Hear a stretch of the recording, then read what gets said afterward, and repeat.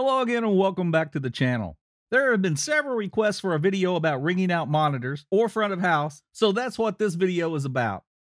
Since Behringer gives us an RTA on the X32 and the XR, we'll want to take advantage of that technology. And this will be the same on the Midas M32 and the MR18 as well.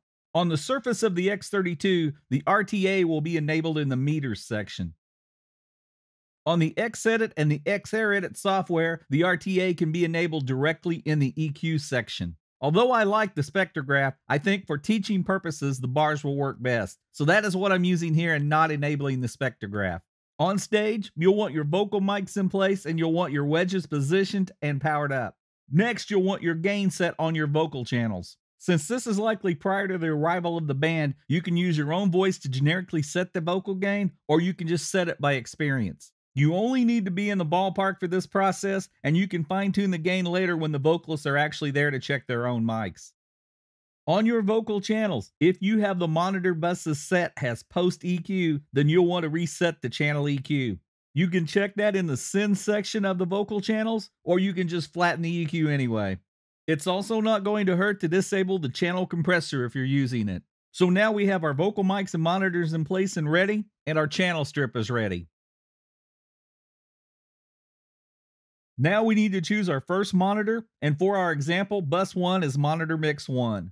And we need to reset the bus EQ, unless you have some specialized EQ settings in place specific to your boxes. In that case, you'd want to leave those in place and just add these coming EQ changes in addition to those. I'm going to go ahead and enable the low cut filter in this example for a fairly standard setting for wedges. In this first example, I'm going to use the parametric EQ here and explain that. But I will also use a graphic EQ and talk about that option in a bit. Bring your main monitor bus fader up to unity or your normal setting, which in most cases should be unity. On the X32 surface, I'm going to choose sends on fader and choose the first monitor bus. Now I just need to go to the vocal channel that is the closest mic to mix 1 and slowly bring that fader up. We want to bring the fader up slowly because we're trying to hear and control the onset of feedback and not launch it uncontrollably. And we are watching the EQ window to see our RTA working. It will show us the feedback point. We can bring the fader back down once we hear it and note where the RTA showed us the feedback area. We then need to slide one of our EQ filters to that point. And I should note, we want these feedback filters to be set at PEQ. We want to center our filter on that feedback point, and we want to narrow the Q for a narrow surgical cut, and only cut a few dB to start with. Since this is the first point that stood out, it's probably going to be the worst point, so we'll likely need to cut more, but that will show itself as we go along. If you don't like working with sends on faders on the surface, then you can just choose the vocal channel and choose the monitor bus on the surface and bring up the bus control and do this exact same technique this way. And although I'm using the encoders underneath the screen here, you can use the EQ controls on the surface if you prefer, whichever methods you're more comfortable with. Now we repeat the process, making sure our first point is really centered where it needed to be and listening for a second feedback. In this case, the second point is fairly close to the first. We can repeat the same process, a surgical narrow few dB cut, or we could widen the Q on the first filter to capture both feedback points and save a filter. Since we're trying to be surgical, we'd only want to do that if they are very close together. The other thing that you might notice is the first feedback point starts ringing a bit as we go through this process. That's really to be expected. Since it was the first point to rear its head, it's likely the most sensitive spot. So when we start pushing to find a second and third feedback point, the earlier points might show themselves to need to be cut a bit more. After about 3 or 4 passes to look for these hot spots, that's really about all we should do. Normally you'd expect to find something in the low mids or lower region, but in this case it was pretty well behaved.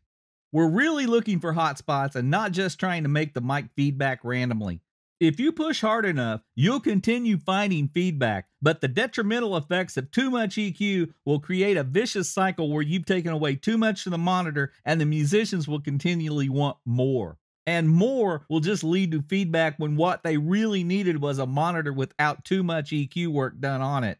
You want to leave some life in the box. We now need to just repeat this process for each monitor mix. So now let's talk about using the graphic EQ instead of the parametric EQ. On the X32, you'll have to insert graphic EQs into the effects rack to assign to your monitor buses.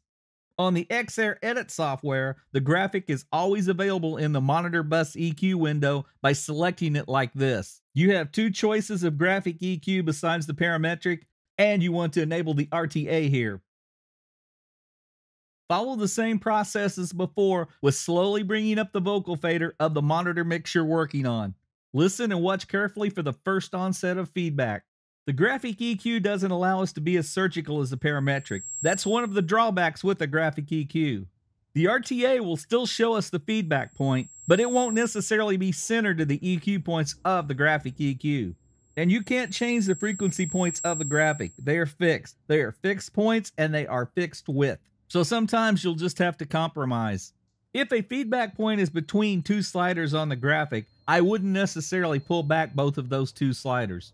Instead, I just cut the frequency that it was closest to and realize I'll need to cut a little more to allow the width of the graphic EQ point to catch that feedback point.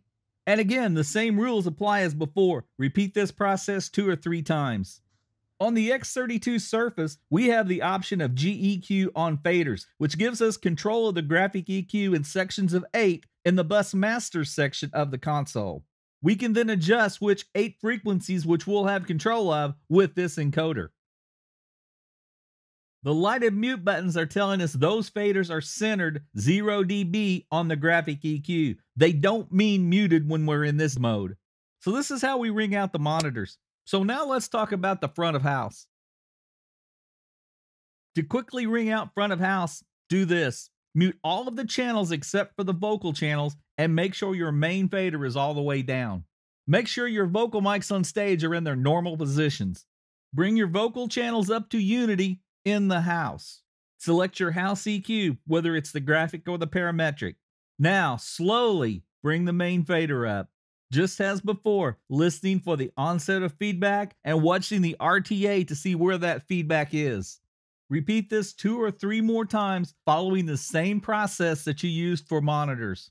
Work in small steps and cut as little as possible. Since I mentioned setting the gain in this video, here are a couple of links for videos talking about setting gain and signal flow on the Behringer and Midas digital platform. One for the X32 and M32, and another link up here following it for the XR18. If you're coming to digital from analog, there might be some things in those videos that you need to be aware of. If you're unsure about bus settings and some of the terms like tap points, pre or post EQ, pre or post fader, then this video above explains those things in basic monitor setup for the XR18 and should be useful information. And that information translates to the X32 or the M32, so please check that link out. If you like this kind of information, please like and subscribe to the channel, click the bell for notifications, click the affiliate links in the text below to support the channel, and drop me any comments or questions below. Check out the other videos. Thanks for watching, and I will see you next time.